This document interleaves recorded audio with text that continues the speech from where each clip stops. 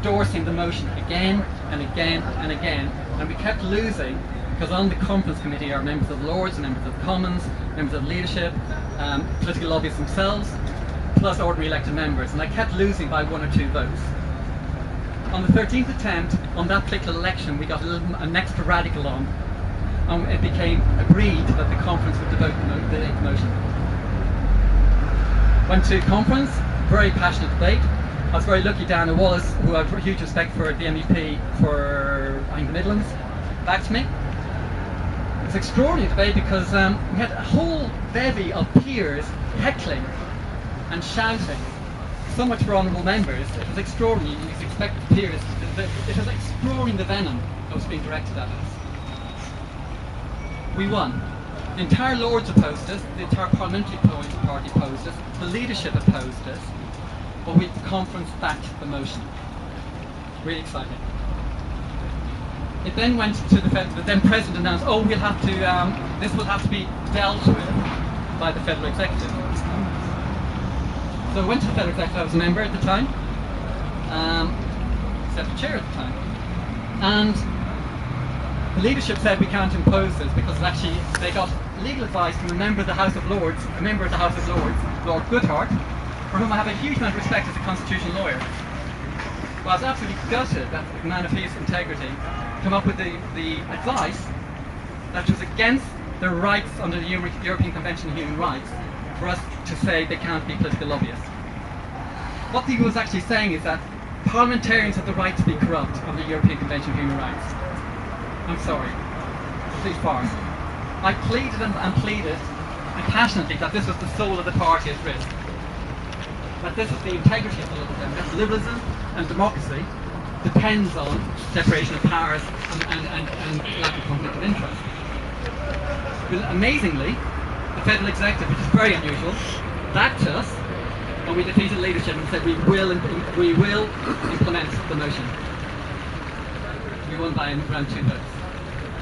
Unfortunately, at the next, I was due to work commitments, I missed the next Federal Executive, and they came back again with more legal advice saying this was not possible, and they overturned the decision. And in the Federal Executive report to conference, they say they made no mention of it, but they didn't refuse to implement the motion. I, feeling that wasn't right, I was deputy chair of the party at the time. In the debate on the Federal Executive report, I informed the conference of the decision of the Federal Executive and urged the conference to refer that part of the motion back. The President then took the platform and demanded my resignation.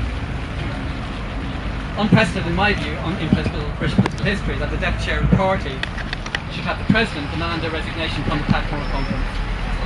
But having spent 7 years trying to get this, what I thought a minor change through of honesty, I said, I can't change it, it's too big. And so I actually resigned as deputy chair, and subsequently resigned from the party a year later.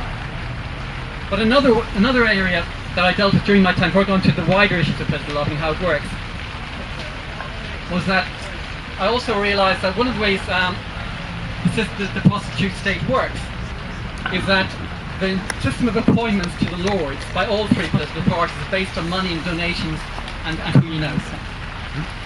And so again, Liberal Democrats being committed to a democratic upper chamber, I said, well, why don't we practice what we preach?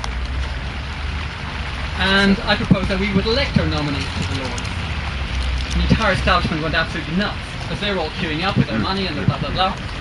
I mean, give some examples of people who've been appointed Liberal Democrat peers. The former chair of Vodafone is a Liberal Democrat appointee to the Lords. The former chair of HSBC is an appointment to the Lords. And the owner and major donor to the Liberal Democrats, Southampton Bristol of Motoring, is a Liberal Democrat peer. So I came up with the proposal that we should elect our peers to the Lords. Oh my God, we can't have that. That would be undemocratic. So again, went through the whole palaver, 8 times trying to get most done to conference after our 8th attempt. The Lords opposed us, the Commons opposed us, the leadership opposed us. We won. The Liberal Democrats held 3 elections for our nominees to the Lords.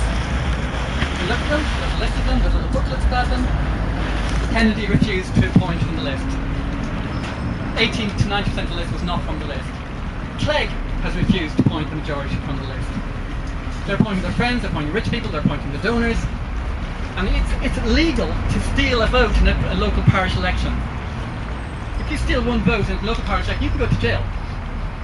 But Mick Clegg and Charles Kennedy have stolen seats in the House of Lords from duly elected Dublin Democrats.